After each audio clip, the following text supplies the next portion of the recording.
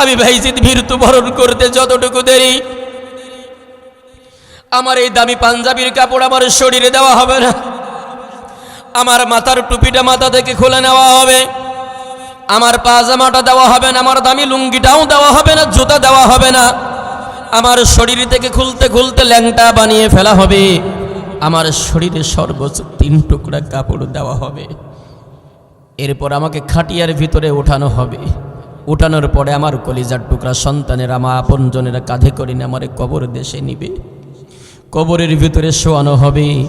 কবরের ভিতরে শোয়ানোর পর আমার শরীরের উপরে বাঁশ দেওয়া হবে, মাটি দেওয়া হবে, দুর্গন্ধ যেন বাহির না হয়, পা দিয়ে লাথি মেরে মেরে মাটিগুলোকে টাইট করা হবে। ও আমার কলিজার টুকরা প্রিয় ভাইরা, বাবারা, শোনেন, যেই দুনিয়ার মায়ায় পড়ে আপনি আল্লাহ তাআলাকে ভুলে গেলেন, যেই দুনিয়া করতে করতে আপনি আল্লাহকে ভুলে গেলেন, যেই দুনিয়া করতে করতে আপনি আল্লাহর দাসত্ব, আল্লাহর গোলামি থেকে নিজেকে বিমুখ করে নিলেন, বিশ্বাস করেন প্রিয় ভাইরা আমার, আপনার মরতে যতটুকু দেরি, আপনার সম্পদ থেকে বঞ্চিত করে কবরের ভিতরে শোয়াইতে আপনার সন্তান অতটুকু দেরি করবে না। আপনি এখন মৃত্যুবরণ করবেন, আমি বাইজিদ এখন মৃত্যুবরণ করব।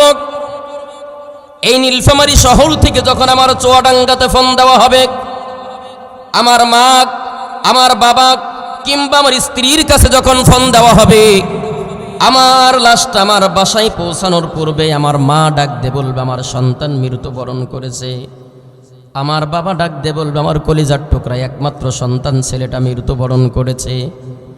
মসজিদের মাইক থেকে অ্যানাউন্স করা হবে, ঘোষণা করা হবে, কিছু মানুষকে ডাকা হবে, বাঁশ কাটতে শুরু করো, কবর খনন করার জন্য তোমরা প্রস্তুতি গ্রহণ করো।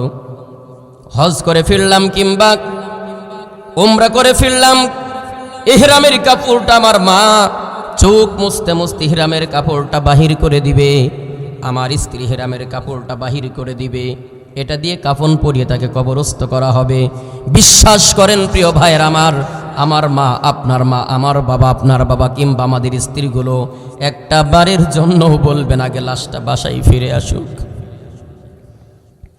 20টা বছর সংসার করলাম, আমাদের মা কখনো বলবে না 30টা বছর সন্তানটারে মানুষ করলাম, আমাদের বাবা বলবে না কলিজার টুকরা সন্তানটারে 30-35টা বছর খাওয়াইলাম, পড়াইলাম, উচ্চ শিক্ষায় শিক্ষিত করলাম, আমার কলিজার টুকরা সন্তান মৃত্যুবরণ করেছে, আগে লাশটা বাসায় ফিরে আসুক, তারপরে তোমরা কবর খনন করো, তারপরে তোমরা বাঁশের ঝাড় থেকে বাঁশ কাটা শুরু করো, এমন কথা কিন্তু বলবে না। মৃত্যুবরণ করেছে সেই নীলফামারীতে, চুয়াডাঙ্গাতে আসতে আসতে প্রায় 12 ঘন্টা, 10 ঘন্টা, 9 ঘন্টা লেগে যাবে, অনেক বেলা হয়ে দেরি হয়ে যাবে। আসতে যতটুকু দেরি, লাশটা কবরস্থ করতে অতটুকু পর্যন্ত দেরি করবে না। কথা বলেন ঠিক না বেঠি? ও মুসলমান, আল্লাহর গোলাম, কার মায়ায় পড়ে তুমি আল্লাহরে ভুলে গেলে? কার ধোঁকায় পড়ে তুমি আল্লাহর দাসত্ব, আল্লাহর গোলামি থেকে নিজেকে বিমুখ করে নিলে? একটা বারের জন্যও কি তোমার চিন্তা হয় না? আল্লাহ রাব্বুল আলামিন বলেন, ওয়া আন্নাকুম ইলাইনা লা তুরজাউন, অবশ্যই অবশ্যই তোমাকে মৃত্যুবরণ করা লাগবে আর প্রত্যাবর্তন করা লাগবে একজনের দরবারে। জবান ছেড়ে বলেন তো তিনি কে? তাহলে আমাদের নামাজ পড়ার দরকার আছে নাকি নাই? কথা বলেন, আছে নাকি নাই? কিন্তু আমরা যারা নামাজ ছেড়ে দিই এমন লোক আছে নাকি নাই?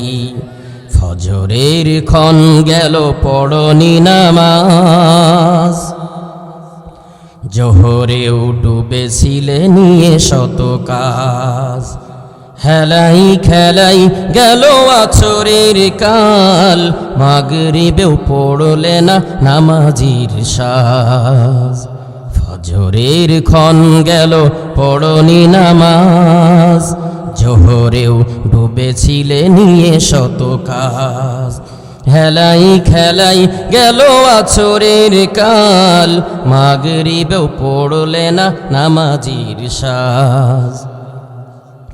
বিনোদনে কেটে গেল এশার সময়, এতটুকু জাগলো না মরণের ভয়, বিনোদনে কেটে গেল এশার সময়, এতটুকু জাগলো না কবরের ভয়, খুঁজলে না একবারও নাজাতের পথ, মুসলিম নাম নিতে পেলে না তোলাজ।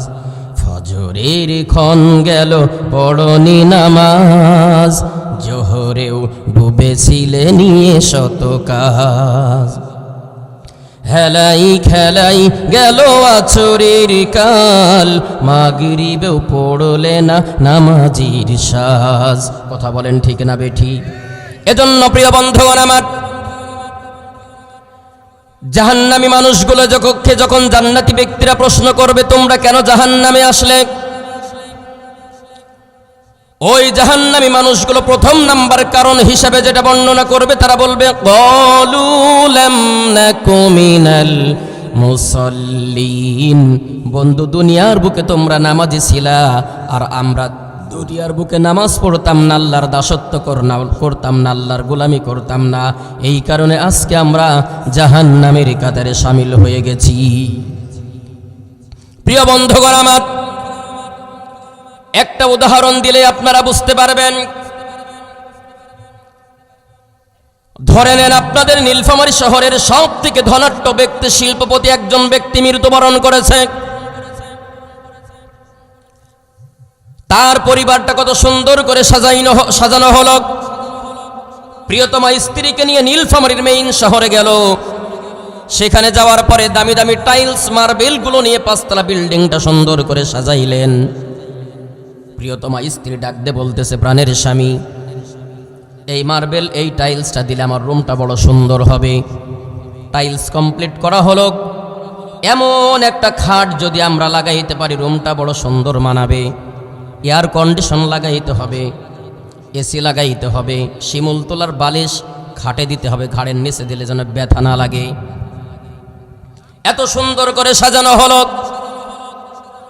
এই রুম সাজাইতে গিয়ে আপনি নামাজ ছেড়ে দিলেন, আল্লাহর ভুলে গেলেন। কত ওয়াক্ত নামাজ আপনি ছেড়ে দিলেন।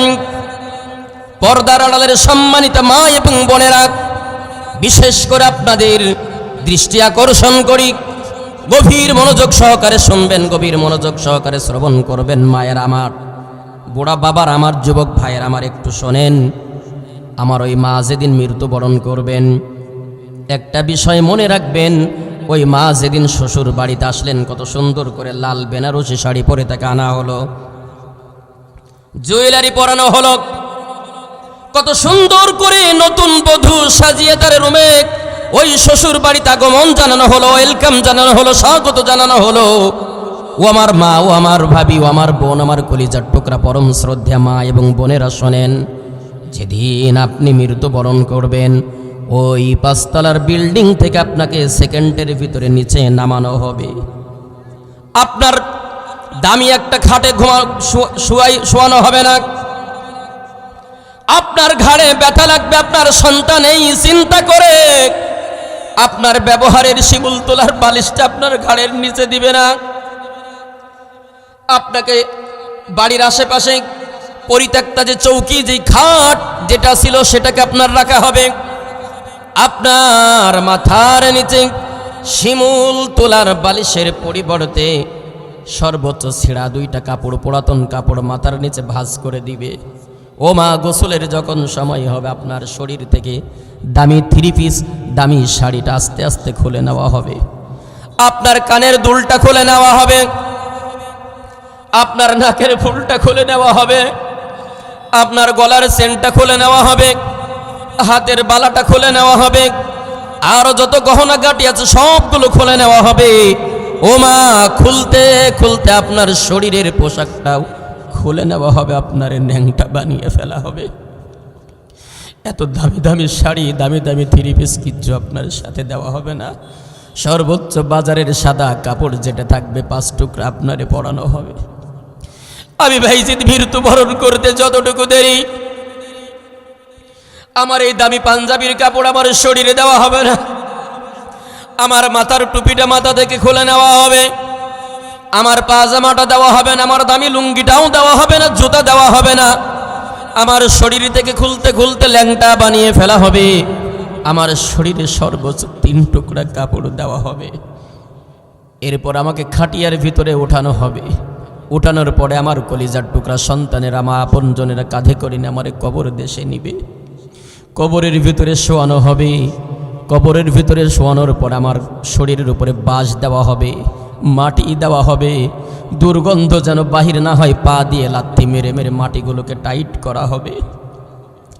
চিন্তা করেন, চোখটারে বন্ধ করেন প্রিয় নীলফামারী জেলার কলিজার টুকরা ভাই এবং বাবাজিরা আমার, এখনই যদি মৃত্যুবরণ করি, বেনামাজি অবস্থাতেই যদি আমি মৃত্যুবরণ করি, আর আমাকে যদি ওই কবরের ভিতরে রাখা হয়, গহীন অন্ধকারের ভিতরে কবরের ভিতরে যদি আমার রাখা হয়, আমার অবস্থানটা কেমন হবে একটু যদি চিন্তা করেন, তাহলে আজ থেকে আর কোনো দিন নামাজ ছেড়ে দিতে পারবেন না। কথা বলেন ঠিক না বেঠিক?